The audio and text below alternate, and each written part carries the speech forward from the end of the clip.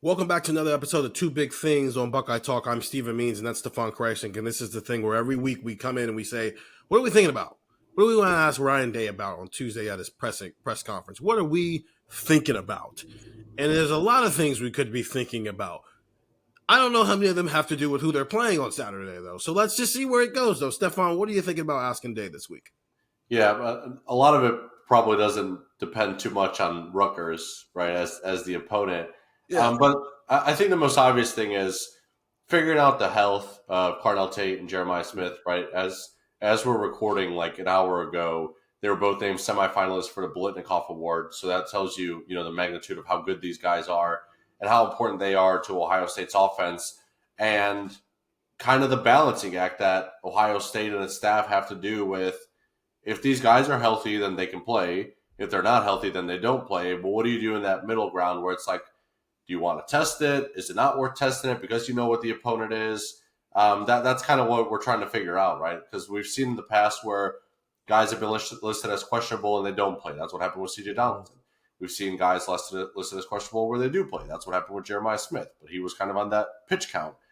We've seen guys like Carnell Tate not be listed at all, and then they don't play. And then the next week he's listed as out, and obviously he doesn't play. So how does Ohio State kind of balance everything that kind of comes with that? And, even I think kind of the way either I want to ask Ryan Day or I hope he gets asked, it's like we saw Jeremiah limping pretty noticeably after the game against UCLA.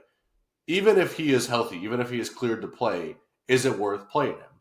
And that's kind of the balancing act where Ryan Day tells us all the time, you only get 12 guaranteed opportunities in this sport, right? College football, it's not like the NBA where they're playing 80 games or like college football or college basketball, I should say, or, even the NFL where you're guaranteed 17 games, right?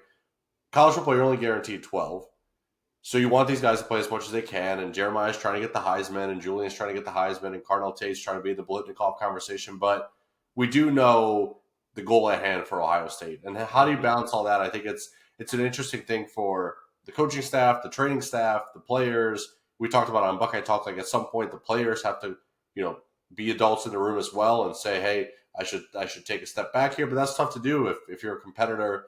There's a lot of balancing act here, is my point. How do you, as the head coach, balance all that? How are you kind of the middleman, decision maker? How do you go about, hey, Jeremiah Smith looks healthy, but you're probably going to win this game even if he's not out there, and you want him 100% healthy down the stretch. How do you look at a guy and say, hey, 12 guaranteed opportunities, but we're going to take it back on this one because we want you available for Michigan and beyond? And it's a fine line to try to tether that question, because what you don't want is the answer to end up being, well, we just go with what the medical guys tell us. Right. Because that's not what you're asking. You're not asking, hey, how does the medical team decide whether or not a guy is healthy or not per player? That's not what you're asking. You are asking a wear and tear roster management trying to get through a potential 16, 17 game season conversation and how much you want to put on a kid, especially a kid who has played 42 football games in 2 years. Well, is that math right? 10 that math is definitely not very wrong. Yeah, it's very wrong. He has played 26 football games in 2 years. I don't even know where I got 42 from. Wow. It tells you where. Oh, I know where I got 42 from. That's for something later this week. So go listen to Buckeye Talk wherever you find podcasts. I'll bring up the 42 again. But it's trying to balance both of those two things. I think that's the way to approach it, because, yes, Jeremiah Smith and C.J. Donaldson were both questionable. One played football on Saturday. The other one didn't play football on Saturday. And the conversations that go into those things of trying to – you want Jeremiah Smith to play every Saturday, but you understand that you need Jeremiah Smith available on January 19th, just as much as you need him available on November 19th. I have two things, and I'm going to choose this one over the other one because I just think it's more intriguing for me at this point, because, Stefan, you kind of hinted at it, like, hey, it sounds like you know what you're asking Day on Tuesday. It's like, yeah, I do want to ask him about Devin Sanchez and Nate Roberts and all these young guys and allowing them to have the room to make mistakes out there for the betterment of the future. But I should have asked that last Tuesday. So instead, I'm going to go with this one and look ahead. Day has talked about, these players have talked about back in the spring how they celebrated the championship, but then they wanted to take stuff down. They wanted to take all the banners down. They wanted to move on from that because they didn't feel like that was their championship. And they're valid in that, right? A lot of these guys were second line players on last year's team, right? Even Cardinal Tate was a starter, but he wasn't in the role he's in now as one of the primary weapons on the offense, right? Really only Jeremiah Smith, Sonny Styles, Tegra Shabola, Caleb Downs, Davis Igbinosin were like day one starters on last year's team, right? Now, I understand other guys got into the mix as the season progressed, but there's a lot of the guys who are frontline guys for the first time in their career. And that's fine. There's nothing wrong with it. I think that's valid and wanting to feel like you got something for yourself. You're just not, on somebody else's coattails. But I think that can work the other way too. If you're not going to carry the honor of the wins, then I don't think you should have to carry the burden of the losses. And so can that go the other way of, yeah, you're right. You didn't have a big role in the national championship run. You also didn't have a big role in why they lost to Michigan. Yep. And is there an element of ignorance is bliss?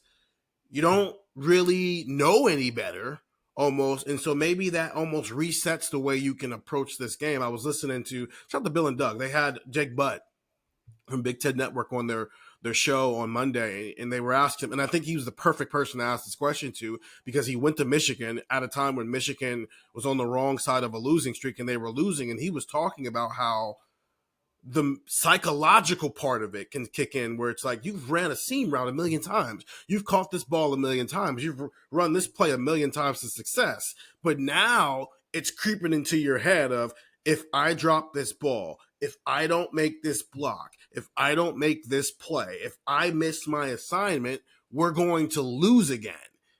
Sometimes experience can hurt you. You can be paralyzed by your own experiences. And I feel like over the last 3 years, we've seen that play out, never more than what we saw in 2024, where you actively saw this team tighten up as that game was close at halftime because it becomes a oh no, not again situation. There's not enough players who have experienced the again, the first time. So that's what I want to explore that idea with Ryan Day, that idea of like pressing the reset button on the program in terms of the players and the leaders. Can that press the reset button on everything, good and bad, that you can, sometimes ignorance can be the best thing for you going into some of these games. Yeah, November has been interesting, particularly post Penn State, because the Michigan questions have like slowly started to trickle in.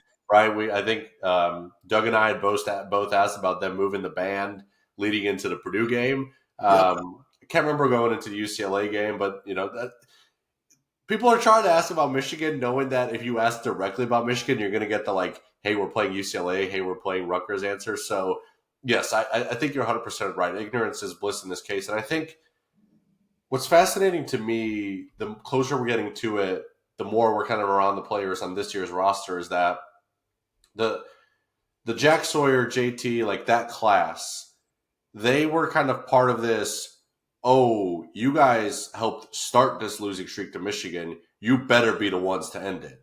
Whereas I think the Jeremiah Smiths, the Cardinal Tates, the Julian Sayans, they're viewed as like, hey, you guys are going to be the one that are going to turn around because you're so talented, you're so good, everything's great, you won a national championship, like you're going to be the group that changes it. So it went from like, you better stop this to like, it's okay, you guys are going to be the one to like reignite this.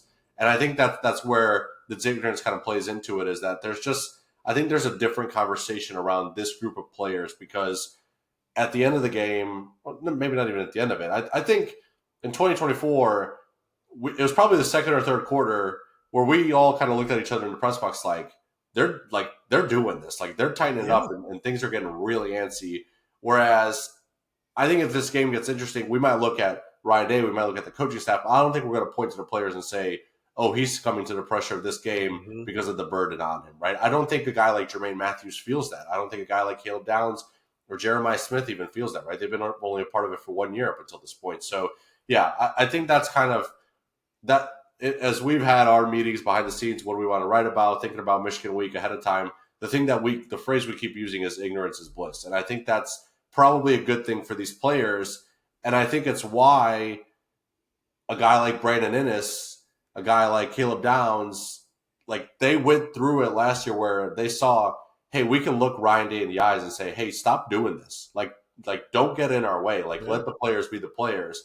And I think that's a good thing. And Brandon Ennis was talking about, last week how he's seen a different look in Ryan Day's Yeah. eyes since they lost to Michigan last year. And it's like, yeah, the players are the ones getting that out of him. The players are the ones who challenged him. Like this group of players now can be the group that says, hey, how about instead of the coach having all this pressure and changing how we play the Michigan game, what if the players who are ignorant to this rivalry, who are a lot of them are new to this, what if we're the ones that tell Ryan Day, like, let us do our thing?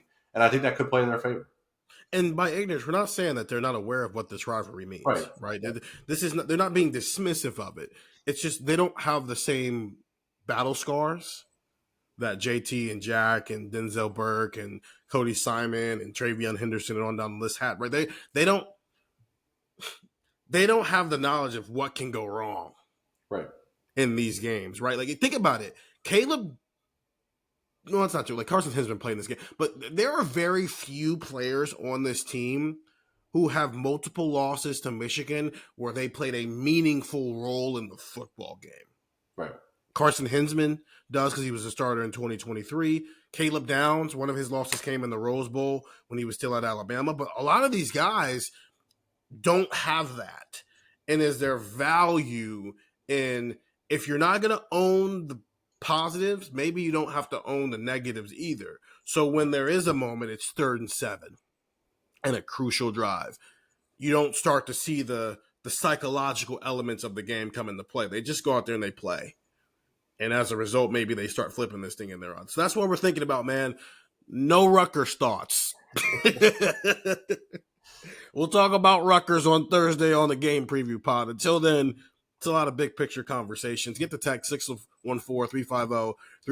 It's a 2-week free trial, $3.99 after that. And go listen to Buckeye Talk wherever you find podcasts. We do this, but longer. We're going to go talk to Ryan Day now to ask him these questions and text them to you. Steven, Stefan, see you later.